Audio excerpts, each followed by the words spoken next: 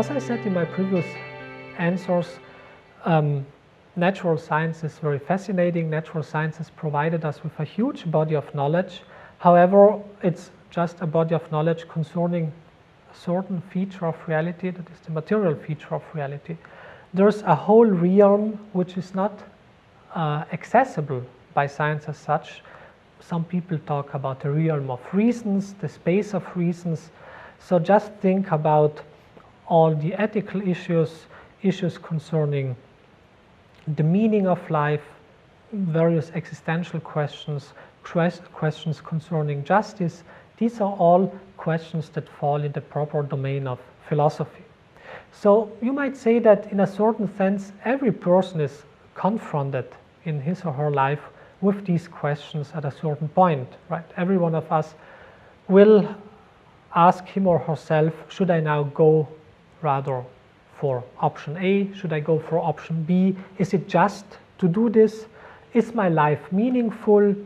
I am justified to believe this. Like if you tell me something, so I might also start to think about, well, I'm really justified to believe you. You are telling me something which sounds rather strange.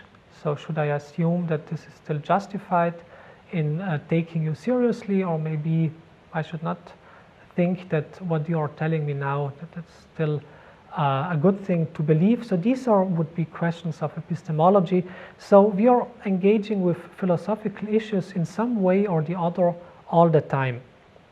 So one might say, on the one hand, science is not explaining us, cannot explain everything. There are other parts of reality which philosophy tends to, or which philosophy has the proper means to explain in a better way. The whole issue of the meaning of life, ethics, and in this sense, every one of us is also, at least in a basic sense, a philosopher.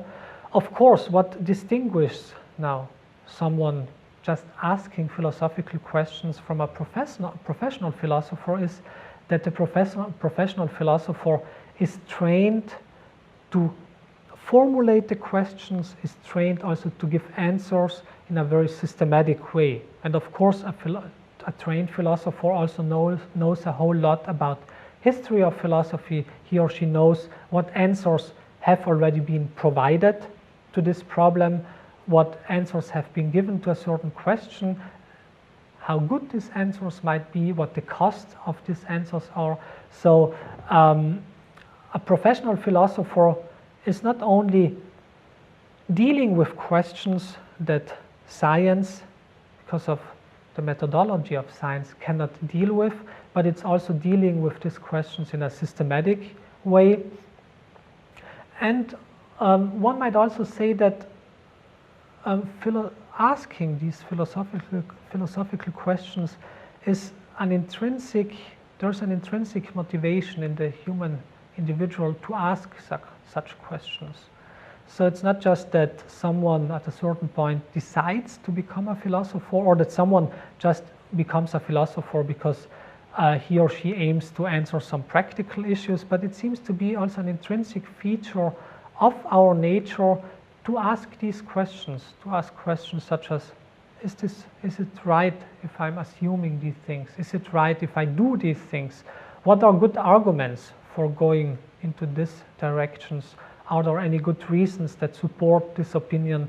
And once you are engaging with these issues, with these kind of questions, then we are already doing philosophy in a very basic sense. And what a professional philosopher is doing, he or she tries to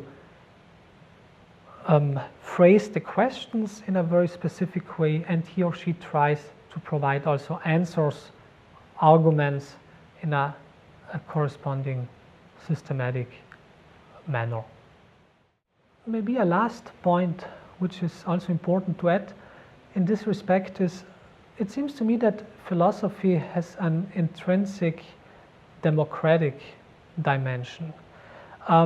What I'm observing is that nowadays many governments and policymakers, they focus very much on the technical sciences and the natural sciences. So it seems to be a certain idea that at the end all the problems, or most the most urgent problems we have, that they have to be solved in terms of certain techniques, in terms of technical progress, or in terms of like progress in the natural sciences. However, it seems to me that there are many issues in our society that are genuinely philosophical problems. Problems about justice, also problems about what makes us human, how we should treat other humans. These are all questions which are inherently philosophical questions, and the technical sciences and the natural sciences won't help us in answering these questions. And it seems also to me that once a society stops to ask these questions, then we end up in a kind of technocratic system. Then all, like the whole, well, human existence is then only seen from a technocratic point of view. It's just the idea that at the end the human person is just like a complex machine, and if something is broken, then you have to fix it, you have to change it, you have to repair it. But what is not seen from this perspective is that it's an intrinsic feature of the human person to ask these philosophical questions, and it adds in a very important way to the meaning, to the sense of a person's life, to engage with these questions. So it's my impression that very often people have this idea that since philosophers or philosophical questions, since they don't have a definite answer, but you just have, so as I was saying when I was talking about this issue of personal identity, that all what it seems to me what philosophy can do at the very end is just to present a range of options, and then it's up to each individual person to choose which option is the most suitable for him or her. That it's often people think that if an academic enterprise, if an academic kind of research can only present different options but cannot come up with one final definite option, that then there must be a deficit in this methodology of research or just in this field of research in general. So it seems to me that often philosophy is seen as a kind of deficient way of thinking, of doing research, just because philosophers never come up with one final definite answer, because there's not a progress in philosophy as there's progress in other sciences. But the proper progress in philosophy consists exactly in continuing to ask these questions. And I don't think that philosophers just ask these questions because it's fun, or because they don't have anything else to do, or because they just want to be silly. But philosophers ask these questions because they belong to the very nature of our existence. These are just questions that people are interested in. These questions might be practical, they might be ethical, but they might also be purely theoretical. So there are also some people that are just intrinsically interested in some theoretical questions. For instance, a student of mine, she's a doctor in medicine. She's a trained doctor, she works in a hospital, and in her free time, like one day a week, she comes to university for studying philosophy. And for her, that's just a very intrinsic motivation. So she says that gives her, adds to her meaningfulness of life, just to engage with these questions, even if these questions don't have any bearing on her medical expertise, on her how she sees herself as a medical doctor. That's not important for her at all. It's just because she has this theoretical intrinsic interest, and it adds a tremendous meaning to her life. And I think that's very important also, to see this dimension of philosophy. It adds to our meaning, and philosophical questions seem to be intrinsically bound to what we are.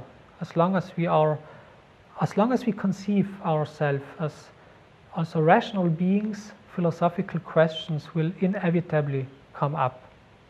And once we stop to ask philosophical questions, I think we also we are not rational beings anymore, but then we will just turn into some robots or some entities being concerned only with some very narrowed down practical problems.